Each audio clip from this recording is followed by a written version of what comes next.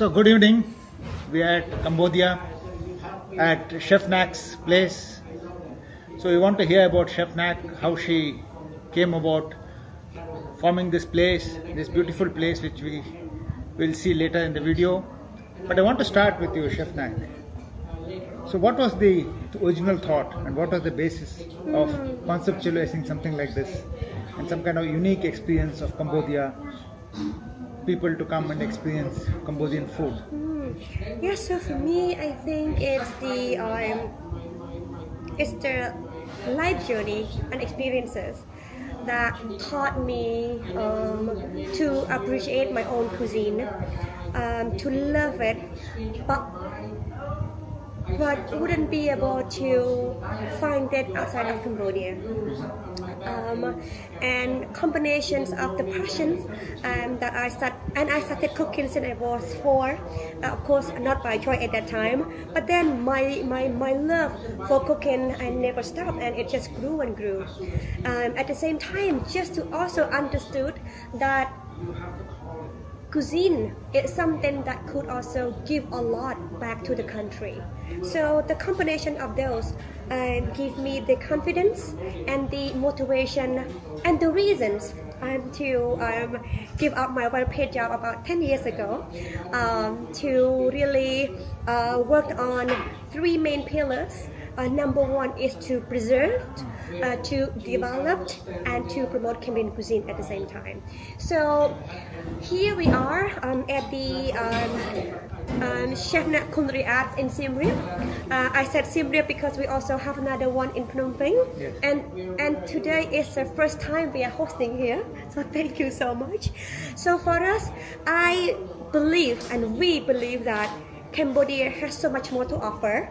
And of course, I understand about food. I believe in food and all the reasons I just mentioned before.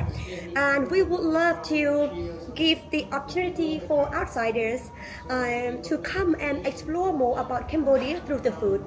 And I said for outsider, but a big part of it is also the local, that they had to come when every single time they came, and they then decided to see that yes, being Cambodian, we have so much more to offer, and look, this can be done.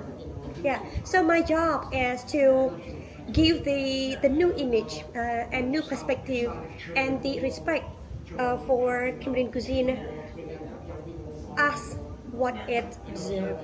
Wonderful. Tell us about the journey of Chef Nak. When did you start? Were you clear? You said that you started cooking at the age of 4, not necessarily by choice, but that was required to do. So tell us, when you were very clear that you are going to become a master chef and you're going to, what age you were extremely clear about it, and also tell us about some of the initiatives you spoke about, Charles and John, and we want to hear about the center, that's called the Center of Culture. Yeah. Cambodian culture. Yeah. Just we want to hear about all that. All right. So, yeah, growing up in Cambodia, while the country was, recovering from the Khmer Rouge, individual family like ours, like mine, both parents were always been working super hard to own their ownership again because they lost everything. So most of the time they would be working outside of the house, so left us behind at homes that we have to be able to taught ourselves the life skill like cooking, to survive, to also feed our younger sibling and also our parents when they return home. And then we kept doing that. 2005, I started to work for Khmer Living Arts, and that's when I met my husband, met Charlie Todd, who's now my father-in-law, and Aunt John Pon and John Bird. So everyone taught me the importance of understanding who you are and how much culture means as identity to one country, to individual person like us, and what is a role for individual like us to learn about ourselves and spread the right words confidently and proudly. Yeah, so it took me 33 years to understand this. And so at age 33, I started to see that somebody need to start something. And I started to see that Cambodian food cannot be found. And even sometimes it's we Cambodian would run restaurants but wouldn't be able to call it a Khmer restaurant because no one knows us. Or if anyone knows us around the world, it would be from the difficult time, the bad time, or amazing temple. And seeing the potential of it and how much it can bring back to my country, I decided and I talked to my husband that I would love to do something with food. But when I mean this, it's not that giving up my paid job and run restaurants. I would love to cook and to cook to promote my country. And it was so hard because in Cambodia, especially about 10 years ago, it's hard to find a role model who might not only cooking because she loves cooking or run restaurants, but the preserving, the developing, the promotion, all the aspect that this country needs. So it was very difficult, and also, to do that, I don't believe that I could continue working for others and also do this because I do not think it's gonna go anywhere. So I decided to give up my well-paid job. So that one of the most difficult decisions. But anyway, we did that, and now after almost 10 years, we published 2 beautiful cookbooks, and one of them won Best of the Best Cookbook in the World by Goldman World Cookbook Award last year. We now have been building 2 beautiful chef culinary centers. We are now the one who cook for state meals, and it's just a dream. It used to be a dream, but Wonderful. Tell us, every journey is not easy. There would have been a lot of challenges. There would have been moments when you said, no, I can't do it anymore. I may want to give up. What has been your most challenging moment, and how did you stand up to it? How did you overcome it? What is the kind of message you want to give to other aspiring master chefs who want to create a journey? Thank you. Yes,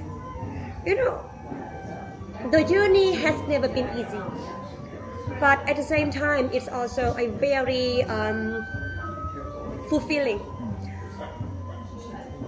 I think one of those moments was when I sat down, planned to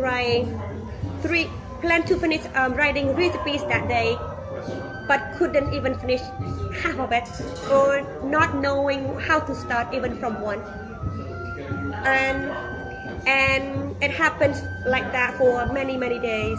And at the end, I said to my husband that I think writing is not my thing. I'm meant to be for cooking, not writing. And I think I might not want to continue wasting my time on something that would not go anywhere. And my husband said to me, yeah, if it's not for you and you want to give up, I understand. But before you do that, let me remind you, ask yourself, why did you start it from the beginning? Right? Wow. So your husband has been your most inspiring source of inspiration. Mentally, physically, and financially. Wonderful. Yes.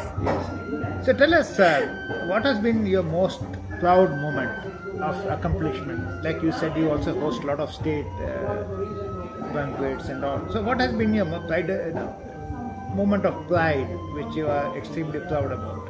Well, for me, it could be something like as small as when new challenge come to us, and I wouldn't say yes or no. I would bring it to my team and present it to them, and I actually knew what the answer would be, but I wouldn't say yes or no because it's very important that my team feel the ownership. So I would present that to them and explain that how much it takes and this. You know, one of the things that I'm very proud and always very proud is to create the team of home cooks who now travel with me around the world and cook for state meals. And this is a team would say, take it. I said, but this is very difficult. We've never done that before. And you know what they said to me? Nah, no one call me Chef Nat because it's not how we started. They would say to me, remember, 10 years ago, we knew nothing. And we will figure it out. And this is the home cook team that I have created. Wonderful. I know today you have a very busy evening because it's the first time you're hosting, so I will ask my last question to you. No problem. You're very passionate. It's very evident that you're very passionate. See, world knows Chinese food. World knows, let us say, Italian food. Yeah. What is your vision about the Cambodian food, Khmer food, and what is the uniqueness of the Khmer food, whether in terms of vegetarian, non-vegetarian, or in terms of vegetables, or the flavors, or the recipes, anything unique? And what is your larger vision for, you call it Khmer food or Cambodian food? Well, I think for me, I would love to call it Khmer food. Khmer food. Right? Okay. But most of the time when we talk to the outsider, I mean to the international, we would call it Cambodian food because it's more familiar, right? Yes. But me personally, I would love to call it Khmer food because I'm Khmer. I'm Cambodian, but I'm Khmer. Yes. Anyway, so the big vision is to see that Cambodian food would be along the side of another very famous world cuisine. And you mentioned about Italian, about Chinese, about, and that's exactly what we want to see. And I have to say that I'm very excited because now there are numbers of restaurants that are now being very proud to say this is Cambodian restaurants in New York and this and that. I'm just super happy about it. So what is unique about Cambodian cuisine? Yes. Yeah. Uniqueness about Cambodian cuisine is that differentiate cuisine to our neighboring country is that we are very seasonal, very regional, and very, very well balanced. Super fresh and very tasty, very healthy. You're gonna be experiencing today. Chili has always been our options. It's on the side. Sour flavor is a huge part of what we use because we have to balance our food with this sour flavor to balance with the deep flavors like fermentation and things like that. And then I think there are a few things that also differentiate our cuisine to others. Is the one of the big component is called lemongrass paste, which is the base for many dishes for us. So go back to vegetarian options. We only host private groups, and every single one before our guests arrive, we have to know exactly their preferences, their religions, or what their food restrictions are, because we would love to create an experience that every single person would enjoy the journey equally. We respect everyone's preferences or religion and everything, but to do that, we also need to re-educate ourselves so much. So we've been hosting, I think, all religion now, from halal to kosher to everyone. Sometimes a couple can be the husband can eat everything, yes, and while the wife choose to be vegan. Yes. And we train ourselves to do that. But the biggest moment for us to be able to even enhance our experience was that. So last year, we were invited to cook in 4 times within 2 months in India, in big hotels. And that's when we learned that most of you are vegetarian. Yes. That's right. So for us, to understand that your versions of vegetarian.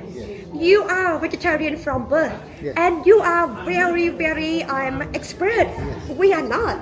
So we spend at least 3 more times learning, researching, the substitute, and everything else in order to bring our vegetarian version to be equally good. And yeah, so for us, when it comes to vegetarian or vegan for us, we don't have a problem. You know why? Because we do not cook with dairy, is number one. And we have so much in terms of local and regional vegetable. Yeah, so today you will be seeing it. You know, we've been working super hard, and I and our team really would love that everyone gonna enjoy it. Does not matter whether you're vegetarian, you're vegan, you're halal, you are kosher. Whatever, yeah. Wonderful. We've learned our experience. Wonderful. Wonderful. So, ladies and gentlemen, that was Chef Nat for you. She has a very busy night tonight. And after this, I think you're taking a bus at 10 o'clock. You're going to?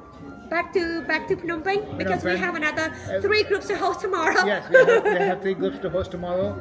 And she has a very, very busy night to host. So Chef Nag, if I may request, if you can also show us a bit of your kitchen. Here we are with Chef Nag having a private tour of the kitchen. This is, believe me, this is an exclusive tour, and for the first time. Yes, Chef Nag, please take us. So this is my beautiful small team, and this is our bar. And those jars are the infused rice wine with our seasonal and local fruits. And so for us, when we host dinner, we pair our savory dishes with drinks that are from local and seasonal ingredients, and even the local spirit as well. So this is our kitchen counter where we do all the cooking, and this is our plating table where we do all the plating. And our kitchen is so open, and it's meant to be, because I would love every single one of you to come and feel like home. And also the reason that we only host one group, because we would love to invite you and join us, come, ask us questions, or just even observe us. You do not have to. Yeah, we would love you to feel like home. And